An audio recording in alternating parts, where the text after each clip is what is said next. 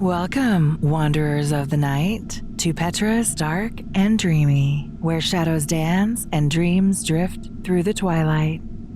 I'm Petra, your guide through this realm where the boundaries of reality blur and the mystical becomes tangible. Tonight, we plunge into the depths of the unknown, exploring stories that shimmer in the darkness and ideas that echo through the silence.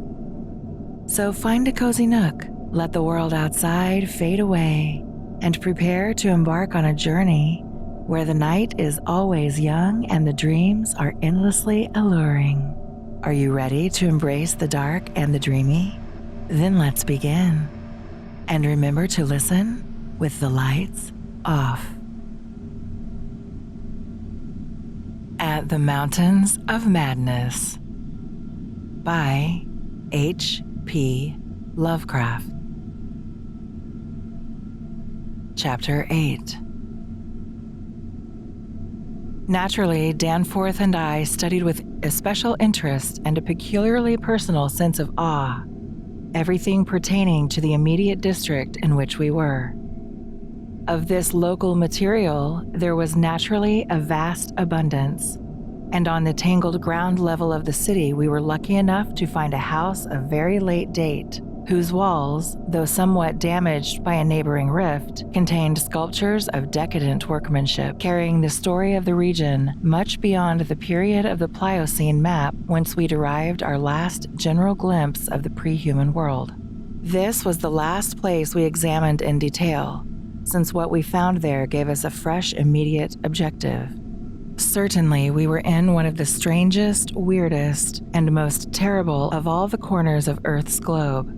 Of all existing lands, it was infinitely the most ancient, and the conviction grew upon us that this hideous upland must indeed be the fabled nightmare plateau of Ling, which even the mad author of the Necronomicon was reluctant to discuss. The great mountain chain was tremendously long, starting as a low range at Leopold Land on the coast of Weddell Sea and virtually crossing the entire continent. The really high part stretched in a mighty arc from about latitude 82 degrees east, longitude 60 degrees, to latitude 70 degrees east, longitude 115 degrees, with its concave side toward our camp and its seaward end in the region of that long, ice-locked coast whose hills were glimpsed by Wilkes and Mawson at the Antarctic Circle. Yet, even more monstrous exaggerations of nature seemed disturbingly close at hand. I have said that these peaks are higher than the Himalayas, but the sculptures forbid me to say that they are Earth's highest.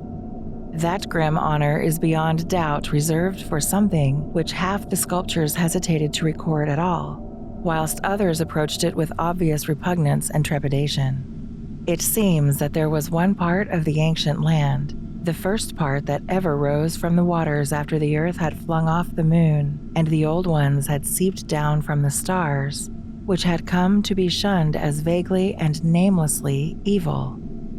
Cities built there had crumbled before their time and had been found suddenly deserted. Then, when the first great earth-buckling had convulsed the region in the Comanchean age, a frightful line of peaks had shot suddenly up amidst the most appalling din and chaos, and Earth had received her loftiest and most terrible mountains. If the scale of the carvings was correct, these abhorred things must have been much over 40,000 feet high, radically vaster than even the shocking mountains of madness we had crossed. They extended, it appeared, from about latitude 77 degrees east, longitude 70 degrees, to latitude 70 degrees east, longitude 100 degrees, less than 300 miles away from the dead city, so that we would have spied their dreaded summits in the dim western distance had it not been for that vague opalescent haze. Their northern end must likewise be visible from the long Antarctic Circle coastline at Queen Maryland. Some of the old ones, in the decadent days, had made strange prayers to those mountains, but none ever went near them or dared to guess what lay beyond. No human eye had ever seen them. and as I studied the emotions conveyed in the carvings, I prayed that none ever might. There are protecting hills along the coast beyond them, Queen Mary and Kaiser Wilhelm lands, and I thank heaven no one has been able to land and climb those hills. I am not as skeptical about old tales and fears as I used to be, and I do not laugh now at the pre-human sculptor's notion that lightning paused meaningfully now and then at each of the brooding crests, and that an unexplained glow shone from one of those terrible pinnacles all through the long polar night. There may be a very real and very monstrous meaning in the old Nakadic whispers about Kadath in the cold waste. But the terrain close at hand was hardly less strange, even if namelessly accursed.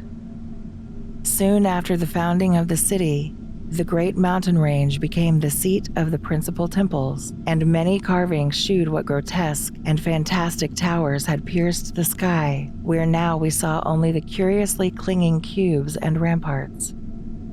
In the course of ages, the caves had appeared and had been shaped into adjuncts of the temples.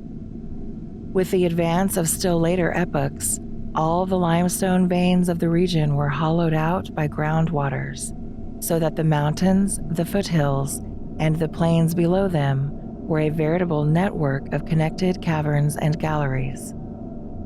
Many graphic sculptures told of explorations deep underground, and of the final discovery of the Stygian sunless sea that lurked at Earth's bowels.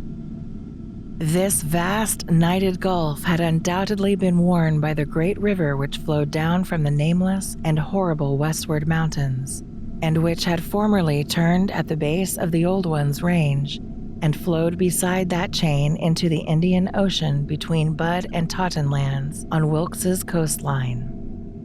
Little by little, it had eaten away the limestone hill base at its turning, till at last its sapping currents reached the caverns of the groundwaters and joined with them in digging a deeper abyss. Finally, its whole bulk emptied into the hollow hills and left the old bed toward the ocean dry. Much of the later city, as we now found it, had been built over that former bed. The old ones, understanding what had happened and exercising their always keen artistic sense, had carved into ornate pylons those headlands of the foothills where the great stream began its descent into eternal darkness. This river, once crossed by scores of noble stone bridges, was plainly the one whose extinct course we had seen in our aeroplane survey. Its position in different carvings of the city helped us to orient ourselves to the scene as it had been at various stages of the region's age-long, aeon-dead history, so that we were able to sketch a hasty but careful map of the salient features, squares, important buildings, and the like, for guidance in further explorations. We could soon reconstruct in fancy the whole stupendous thing as it was 1 million or 10 million or 50 million years ago. For the sculptures told us exactly what the buildings and mountains and squares and suburbs and landscape setting and luxuriant tertiary vegetation had looked like. It must have had a marvelous and mystic beauty, and as I thought of it, I almost forgot the clammy sense of sinister oppression with which the city's inhuman age and massiveness and deadness and remoteness and glacial twilight had choked and weighed on my spirit. Yet, according to certain carvings of the denizens of that city, had themselves known the clutch of oppressive terror. For there was a somber and recurrent type of scene in which the old ones were shewn in the act of recoiling affrightedly from some object, never allowed to appear in the design, found in the great river and indicated as having been washed down through waving, vine-draped cycad forests from those horrible westward mountains. It was only in the one late-built house with the decadent carvings that we obtained any foreshadowing of the final calamity leading to the city's desertion. Undoubtedly, there must have been many sculptures of the same age elsewhere, even allowing for the slackened energies and aspirations of a stressful and uncertain period. Indeed, very certain evidence of the existence of others came to us shortly afterward. But this was the first and only set we directly encountered.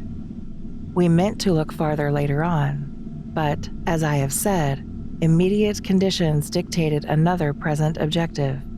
There would, though, have been a limit, for after all hope of a long future occupancy of the place had perished among the old ones, there could not but have been a complete cessation of mural decoration. The ultimate blow, of course, was the coming of the Great Cold, which once held most of the earth in thrall, and which has never departed from the ill-fated poles. The Great Cold that at the world's other extremity put an end to the fabled lands of Lomar and Hyperborea. Just when this tendency began in the Antarctic, it would be hard to say in terms of exact years. Nowadays, we set the beginning of the general glacial periods at a distance of about 500,000 years from the present. But at the poles, the terrible scourge must have commenced much earlier. All quantitative estimates are partly guesswork, but it is quite likely that the decadent sculptures were made considerably less than 1 million years ago, and that the actual desertion of the city was complete long before the conventional opening of the Pleistocene. 500,000 years ago, as reckoned in terms of the Earth's whole surface. In the decadent sculptures, there were signs of thinner vegetation everywhere, and of a decreased country life on the part of the old ones. Heating devices were shewn in the houses, and winter travelers were represented as muffled in protective fabrics. Then we saw a series of cartouches, the continuous band arrangement being frequently interrupted in these late carvings, depicting a constantly growing migration to the nearest refuges of greater warmth, some fleeing to cities under the sea off the faraway coast, and some clambering down through networks of limestone caverns in the hollow hills to the neighboring black abyss of subterranean waters. In the end, it seems to have been the neighboring abyss which received the greatest colonization. This was partly due, no doubt, to the traditional sacredness of this especial region, but may have been more conclusively determined by the opportunities it gave for continuing the use of the great temples on the honeycombed mountains, and for retaining the vast land city as a place of summer residence and base of communication with various minds. The linkage of old and new abodes was made more effective by means of several gratings and improvements along the connecting routes, including the chiseling of numerous direct tunnels from the ancient metropolis to the black abyss, sharply down-pointing tunnels whose mouths we carefully drew, according to our most thoughtful estimates, on the guide map we were compiling. It was obvious that at least 2 of these tunnels lay within a reasonable exploring distance of where we were, both being on the mountainward edge of the city, one less than a quarter mile toward the ancient river course, and the other perhaps twice that distance in the opposite direction. The abyss, it seems, had shelving shores of dry land at certain places, but the old ones built their new city underwater, no doubt because of its greater certainty of uniform warmth. The depth of the hidden sea appears to have been very great, so that the Earth's internal heat could ensure its habitability for an indefinite period. The beings seem to have had no trouble in adapting themselves to part-time and eventually, of course, whole-time residence underwater, since they had never allowed their gill systems to atrophy. There were many sculptures which shewed how they had always frequently visited their submarine kinsfolk elsewhere, and how they had habitually bathed on the deep bottom of their great river. The darkness of inner Earth could likewise have been no deterrent to a race accustomed to long Antarctic nights. Decadent though their style undoubtedly was, these latest carvings had a truly epic quality where they told of the building of the new city in the cavern sea. The old ones had gone about it scientifically, quarrying insoluble rocks from the heart of the honeycombed mountains and employing expert workers from the nearest submarine city to perform the construction according to the best methods. These workers brought with them all that was necessary to establish the new venture: Shoggoth tissue from which to breed stone lifters and subsequent beasts of burden for the cavern city, and other protoplasmic matter to mold into phosphorescent organisms for lighting purposes. At last, a mighty metropolis rose on the bottom of that Stygian sea, its architecture much like that of the city above, and its workmanship displaying relatively little decadence because of the precise mathematical element inherent in building operations. The newly bred Shoggoths grew to enormous size and singular intelligence, and were represented as taking and executing orders with marvelous quickness. They seemed to converse with the old ones by mimicking their voices, a sort of musical piping over a wide range, if poor Lake's dissection had indicated aright, and to work more from spoken commands than from hypnotic suggestions as in earlier times. They were, however, kept in admirable control. The phosphorescent organisms supplied light with vast effectiveness, and doubtless atoned for the loss of the familiar polar auroras of the outer world night. Art and decoration were pursued, though of course with a certain decadence. The old ones seemed to realize this falling off themselves, and in many cases anticipated the policy of Constantine the Great by transplanting especially fine blocks of ancient carving from their land city, just as the emperor, in a similar age of decline, stripped Greece and Asia of their finest art to give his new Byzantine capital greater splendors than its own people could create. That the transfer of sculptured blocks had not been more extensive was doubtless owing to the fact that the land city was not at first wholly abandoned. By the time total abandonment did occur, it surely must have occurred before the polar Pleistocene was far advanced. The old ones had perhaps become satisfied with their decadent art, or had ceased to recognize the superior merit of the older carvings. At any rate, the aeon-silent ruins around us had certainly undergone no wholesale sculptural denudation, though all the best separate statues, like other movables, had been taken away. The decadent cartouches and dados telling this story were, as I have said, the latest we could find in our limited search.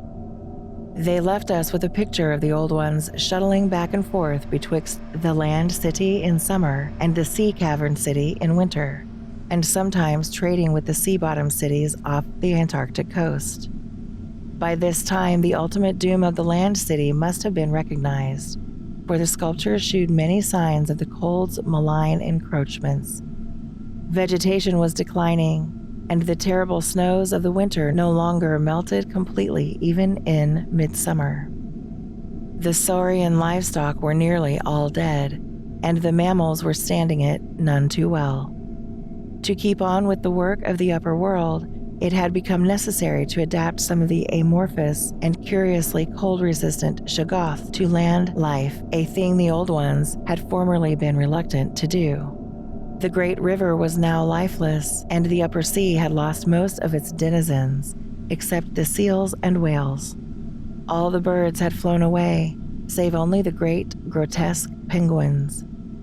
What had happened afterward, we could only guess. How long had the new sea cavern city survived? Was it still down there, a stony corpse in eternal blackness? Had the subterranean waters frozen at last? To what fate had the ocean-bottom cities of the outer world been delivered? Had any of the old ones shifted north ahead of the creeping ice cap? Existing geology shews no trace of their presence. Had the frightful Migo been still a menace in the outer land world of the north? Could one be sure of what might or might not linger even to this day in the lightless and unplumbed abysses of Earth's deepest waters? Those things had seemingly been able to withstand any amount of pressure, and men of the sea have fished up curious objects at times. And has the killer whale theory really explained the savage and mysterious scars on Antarctic seals noticed a generation ago by Borchgrevink? The specimens found by Poor Lake did not enter into these guesses, for their geologic setting proved them to have lived at what must have been a fairly early date in the land city's history. They were, according to their location, certainly not less than 30 million years old. And we reflected that in their day the sea cavern city, and indeed the cavern itself, had no existence. They would have remembered an older scene, with lush tertiary vegetation everywhere, a younger land city of flourishing arts around them, and a great river sweeping northward along the base of the mighty mountains toward a faraway tropic ocean. And yet, we could not help thinking about these specimens, especially about the 8 perfect ones that were missing from Lake's hideously ravaged camp. There was something abnormal about that whole business. The strange things we had tried so hard to lay to somebody's madness, those frightful graves, the amount and nature of the missing material, Gedney, the Earth's toughness of those archaic monstrosities, and the queer, vital freaks the sculptures now shooed the race to have. Danforth and I had seen a good deal in the last few hours, and we were prepared to believe and keep silent about many appalling and incredible secrets of primal nature.